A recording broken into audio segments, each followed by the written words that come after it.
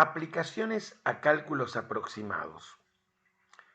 Todo lo que se expresó en el párrafo anterior nos permite introducir una fuerte reflexión que vamos a traducir simbólicamente y que hemos comprobado visualmente a través de la clásica figura del cálculo que se presentó en la página 4, para comprender el concepto de diferencial.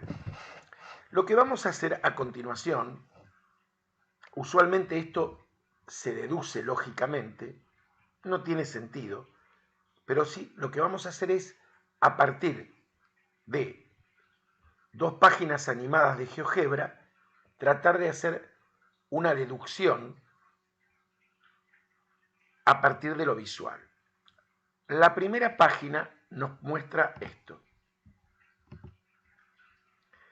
Nuevamente la clásica figura del cálculo y acá tenemos la recta tangente a la función, la recta secante, y vamos a observar qué ocurre con el incremento de la variable dependiente y con la diferencial a medida que tomamos incrementos más pequeños. Acá vamos tomando incrementos grandes, con lo cual la diferencial, observen, y el incremento de la variable dependiente se alejan. Pero sí, fíjense, lo que va variando es el incremento de la variable independiente. Observen qué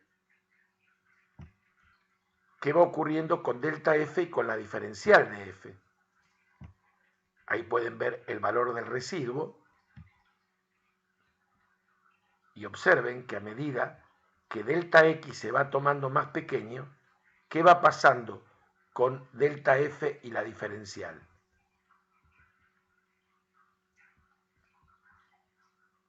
Ahí está lo que decíamos antes, que la figura habría que verla con el zoom, porque ya, fíjense, el parecido de la recta tangente a la función en el punto. Y fíjense los valores de delta f y de la diferencial de f.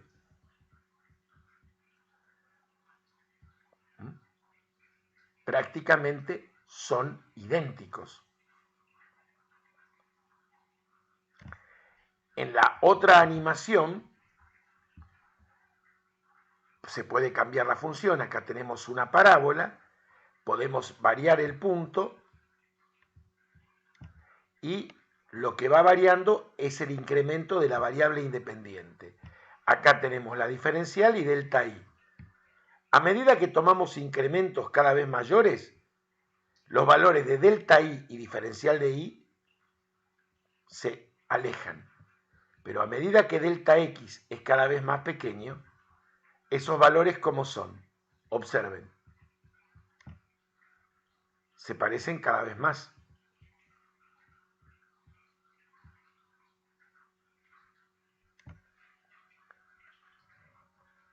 ¿Cuál es la conclusión de lo que queremos deducir de lo visual? Lo mostramos en la anterior animación. Delta f es aproximadamente igual a la diferencial de f.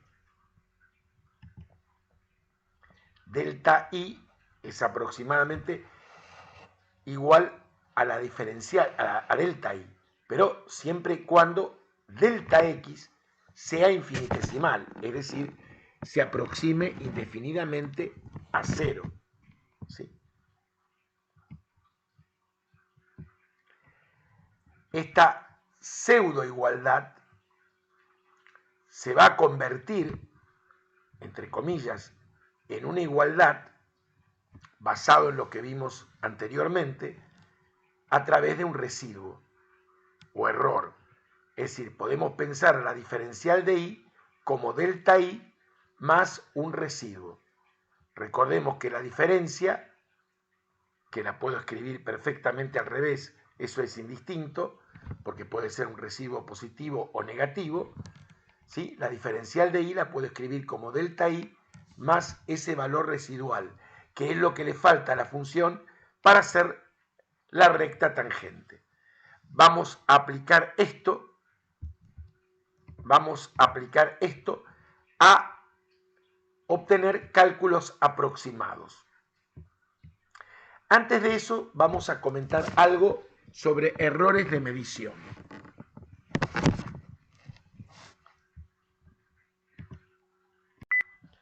El denominado error absoluto es la diferencia en valor absoluto entre el valor real de la medida, que es el valor exacto o valor entregado por calculadora o software, dependiendo del dispositivo, y el valor obtenido en la medición. En este caso, nuestra medición será nuestro cálculo.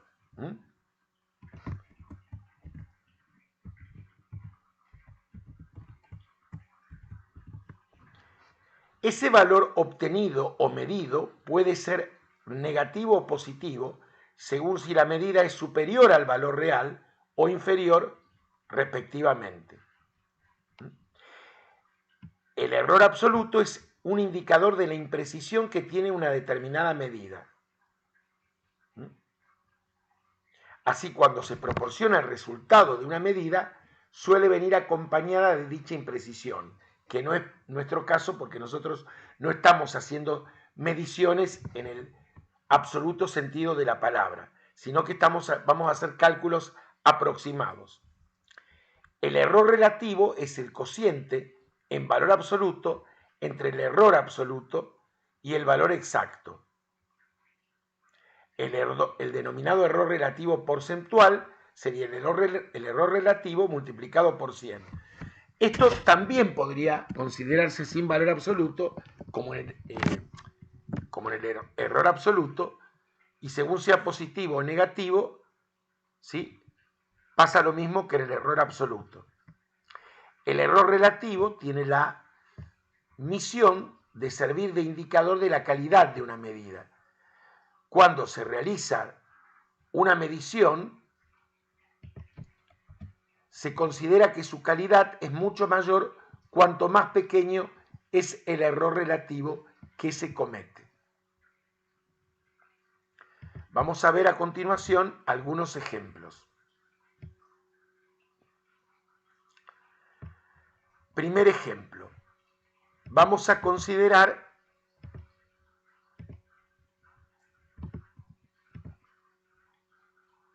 de calcular la raíz cuadrada de 4,01. Para ello vamos a utilizar la pseudoigualdad delta i aproximadamente diferencial de i. La función involucrada en este cálculo es la función raíz cuadrada de x, siendo x 4 y delta x 0.01, o sea, un centésimo.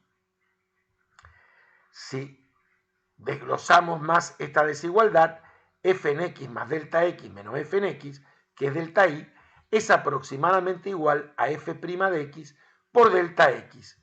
Si despejamos, así nos queda f en x más delta x, que es, para este caso particular, la raíz cuadrada de 4.01, que es 4 más 0.01, va a ser aproximadamente igual a f en 4, más la derivada de la función en 4, la derivada de raíz de x es 1 sobre 2 raíz de x, en este caso en particular x es 4, por delta x, que es un centésimo. Si hacemos este cálculo, nos va a dar 2.0025, que es el valor observado u obtenido. Mientras que el valor exacto, que lo extraje de la calculadora, observen que es 2.002498.439. El error absoluto es la diferencia entre este valor y este, que es 1,56055 por 10 a la menos 6. Si lo consideramos sin el valor absoluto, es negativo, con lo cual el valor exacto supera al valor obtenido. El error relativo es el cociente entre el error absoluto y el valor exacto. Este valor nos da 7,79, etcétera, etcétera, por 10 a la menos 6. Si lo multiplicamos por 100, fíjense qué pequeño es el porcentaje de error en este cálculo. La función involucrada es la raíz de x en un entorno de 4 para este valor que es bastante pequeño. La función ahí se parece mucho a la línea recta, a la recta tangente. Consideremos un segundo ejemplo. Coseno de 65 grados. La función involucrada es coseno, x es 60 grados, delta x es 5 grados, que hay que pasarlo a radianes, o sea, multiplicarlo por pi sobre 180, o sea, hay que expresarlo como un número real. Volvemos a utilizar esta relación que deducimos visualmente. Entonces el coseno de 65 es aproximadamente el coseno de 60 menos el seno de 60, la derivada del coseno es el seno, por pi sobre 36.